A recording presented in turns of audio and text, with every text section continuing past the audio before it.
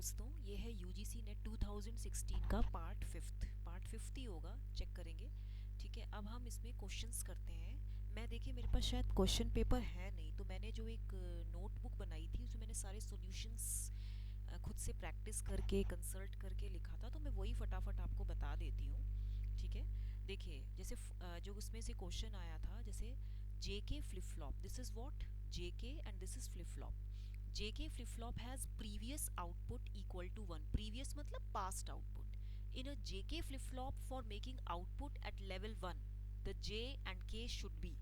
अब इसमें आप देखिए, आपको सबसे पहले इसके एक्साइटेशन टेबल याद होनी चाहिए, या उसको हम क्या बोलते हैं, टेबल जो भी है, ये J एंड ये K। ठीक है, तो इसमें क्या होता है, ये क्लॉक पल्स है। तो this is your, if clock pulse मान लीजिए आपने 4 क्लॉक पल्सेस फीड करी, तो J में क्या है, 0 0 0 1 1 0 1 1। तो यहाँ पे ये क्या है, आपका Qn होता है और ये Qn+1 होता है। Qn+1 मतलब नेक्स्ट स्टेट हो गई, और Qn मतलब प्रेजेंट स्टेट हो गई। ठीक है, अब आपको जनरली पता ही है कि जे एंड के सेट एंड रीसेट की तरह फंक्शन करते हैं। तो अगर 0 0 है तो आपका एज इट इज रहेगा, नो चेंज, मतलब NC, that means no change, Qn ही आएगा। अगर सेट 1 है और J 0 है, सॉरी, रीसेट 1 है तो आउटपुट 0 होगा, सेट 1 है तो आउटपुट 1 होगा, 1 1 है तो ये टॉगल हो जाएगा, Qn विल बी टॉगल्ड। ठीक है, हमें पहले ये Qn ही देखना है। अब आप इसमें देखिए, तो इसका मतलब आप इसमें देखिए क्या पूछा है, for making output at level 1 what should be the J and K values. तो अब देखिए J आउटपुट 1 कहाँ आ रहा है, इसमें आ रहा है, ये जब आपका J एंड K 1 एंड 0 है। एक तो इसमें 1 आ रहा है, और दूसरा जब आपका 0 0 होगा, अगर तब भी तो नो चेंज ही होगा ना, तो इसीलिए इसमें दोनों सही होंगे, J equal to 0, K equal to 0, and दूसरा J equal to 1 and K equal to 0। तो ये आपको पता चल गया। नेक्स्ट क्वेश्चन है आपका, in a virtual memory system address space is specified by address lines of CPU must be, CPU is what, central processing unit। Virtual memory आपको मालूम है। अब जनरली क्या सीक्वेंस क्या होता है, कि जो आपकी प्राइमरी मेमोरी होती है, ये जो प्राइमरी मेमोरी है इसको हम बोलते हैं प्राइमरी मेमोरी, जो मेन मेमोरी होती है, this is less than virtual memory. मतलब इसकी जो एड्रेस हम बोल सकते हैं स्पेस साइज, या जो ऑर्डर है इसका, लेस देन सेकेंडरी मेमोरी होती है। अब आप इसमें देखिए, in a virtual memory system address space specified by address lines of CPU, it must be, answer क्या होना चाहिए, larger than physical memory size, larger than physical, या आई थिंक इसको कंसल्ट करना पड़ेगा, प्राइमरी है या ये फिजिकल है। ओके, तो यहाँ पे larger than physical memory size आएगा, larger than physical memory size, and smaller than secondary storage space, that means this is the required answer। क्या आंसर है, in a virtual memory system address space, मतलब इसका जो address space है उसका order क्या होना चाहिए, तभी मैंने यहाँ पे लिखा है कि जो फिजिकल मेमोरी है ये इससे लार्जर होता है virtual memory, and smaller than secondary होता है। अब ये क्लियर हो गया, ये होगा, ये प्राइमरी नहीं होगा, ये फिजिकल मेमोरी है।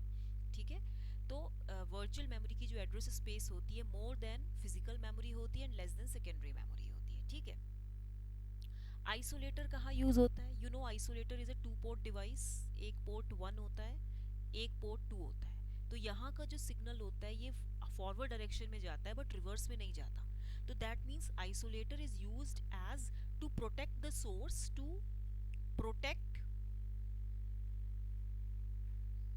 To protect the source, and is a two port device, ये टू पोर्ट डिवाइस होता है। ठीक है, it is a two port device.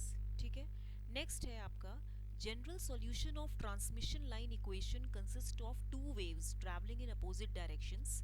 जैसे एक फॉरवर्ड में जा रही है तो एक रिवर्स में जा रही है, विद अनइक्वल मैग्नीट्यूड्स ऑफ, ये मैग्नीट्यूड्स दिया है, जैसे ये इंसिडेंट का हो गया, ये रिफ्लेक्टेड का हो गया, तो रिजल्टेंट एम्पलीट्यूड क्या होगा, तो रिजल्टेंट एम्पलीट्यूड आपके दो होंगे, मतलब out of the given options. एक है v plus E minus alpha Z plus v minus E to the power minus alpha Z, and यहाँ पे हम इसको लिख सकते हैं cos of beta Z and minus J of, आप इसको लिख सकते हैं v plus E minus alpha Z minus v minus E to the power, आप इसको लिख सकते हैं अल्फा, देखिए v plus E minus alpha Z and plus v minus, यहाँ पे प्लस आना चाहिए वैसे तो, plus v minus E to the power alpha Z sine beta Z, ये इसके एम्पलीट्यूड कंपोनेंट्स होंगे। तो एक तो ये ऑप्शन आ गया। दूसरा आपका एक और हो सकता है कि v plus E minus alpha Z E to the power minus J beta Z plus v minus E to the power alpha Z and E to the power J beta Z, ये दोनों options इसके सही हैं। आपने incident reflected waves पढ़ा होगा ना, alpha plus J beta is what, alpha is attenuation constant and beta is phase constant and gamma is the propagation constant. और आपने ये भी पढ़ा है कि cos बीटा जेड क्या होता है, e to the power J beta plus e minus J beta by, मतलब e to the power J beta Z plus e minus J beta Z upon 2 and sine beta Z कितना हो जाएगा आपका, e to the power J beta Z minus e minus J beta Z upon twice J. ठीक है, next है the Fourier series of a non-periodic function consists of summation of harmonics of fundamental frequency। क्या ये true statement है? ये गलत statement है। Fourier series जो होता है ये नॉन पीरियोडिक के लिए एप्लीकेबल नहीं होता है। It is valid for periodic functions, ठीक है, which repeats after a certain interval of time. अब इसमें मैं आपको ये वाला कर देती हूँ, चलिए रेड वाला। तो यहाँ पे ये जो आएगा ये पीरियोडिक के लिए होता है, ये करेक्शन कर लीजिए। The Fourier series of a periodic function consists of summation of harmonics of fundamental frequency, then it will be a correct statement. Second है when sinusoidal input is applied to a linear system, response is also sinusoidal and has same frequency as excitation।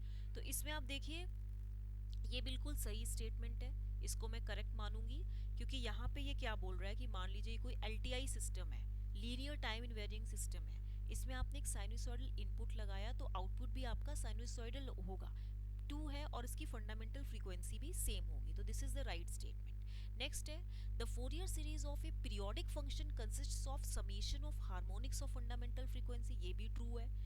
Fourth है when sinusoidal input is applied to a linear system, response is also sinusoidal, however there is a change in excitation frequency, गलत है। अगर आप किसी भी linear system के input में sine लगाएंगे, साइन इनपुट फीड करेंगे, तो यहाँ पे आउटपुट भी साइनसॉइडल आएगा और फंडामेंटल फ्रीक्वेंसी आपकी सेम रहेगी, there will be no change. ठीक है, तो यहाँ पे चेंज नहीं होगा, यहाँ पे आएगा no change, it should be no change. अब मैं आपको कुछ स्टैंडर्ड रिजल्ट्स बता देती हूँ कि मेरे पास शायद वो क्वेश्चन पेपर नहीं है।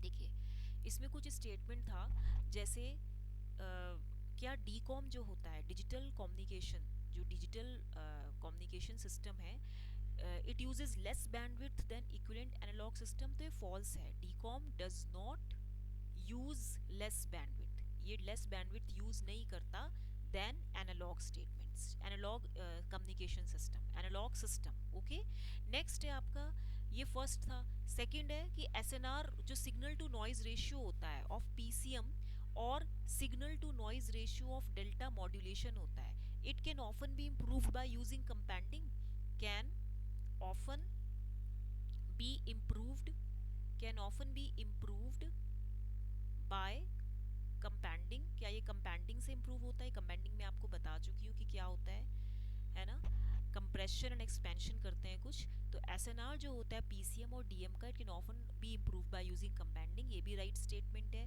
And DM does not use less bandwidth, ये भी ट्रू है, ये इसका राइट मतलब स्टैंडर्डाइज्ड रिजल्ट्स हैं। ये pass band transmission is used for transmission of digital message in high frequency range. देखिए ये भी एक मैं आपको बता देती हूँ, पीबी मतलब pass band, this is pass band transmission. Pass band transmission जो होता है it is used for transmission of digital message, यानी कि this is your digital message, इसको ट्रांसमिशन के लिए यूज होता है। It is used for transmission of digital message in high frequency range, मतलब कि जैसे ये है तो ये it passes a band of frequencies, तो ये FL है, ये F0 है, ये FH है। ठीक है, डी और एक और स्टैंडर्डाइज्ड रिजल्ट है कि यहाँ पे मैं रिजल्ट्स ही लिख देती हूँ कि DM needs delta modulation needs lower sampling rate than PCM for equivalent results. No, delta modulation का सैम्पलिंग रेट पीसीएम के कंपैरिजन में ज़्यादा होता है। अब मैं आपको दूसरा बता देती हूँ, मैं I am only writing the standard results. देखिए क्वेश्चन है जैसे attenuation, attenuation in optical fibers, attenuation in optical fibers can be caused. कैसे होता है, what is attenuation? Attenuation is the loss of signal through free space. Okay, attenuation in optical fibers can be caused due to, तो इसका जो right statement मैं लिख देती हूँ, किसकी वजह से ये होता है? Axial miss alignment, axial miss alignment की वजह से होता है। I am sorry, axial misalignment की वजह से होता है। एंड सेकंड है आपका रेलेग स्कैटरिंग की वजह से होता है। Rayleigh scattering due caused due to Rayleigh scattering caused, Rayleigh scattering caused due to structural imperfections, due to structural imperfections in fiber material, in fiber material. मतलब फाइबर में जो स्ट्रक्चरल इम्परफेक्शंस होती हैं इनकी वजह से रेले स्कैटरिंग होते हैं, इसकी वजह से एटीन्यूएशन होता है। एंड दूसरा एक्सियल मिसअलाइनमेंट, जो किसकी वजह से होता है? While connecting fiber to fiber, while connecting fiber to fiber. Okay, तो ये हो गया। अच्छा, अब इतना आपको अगर समझ में आ गया हो तो आप कमेंट सेक्शन में लिखिएगा कि ये is it the good way to start like this. Thank you. Please like share and subscribe.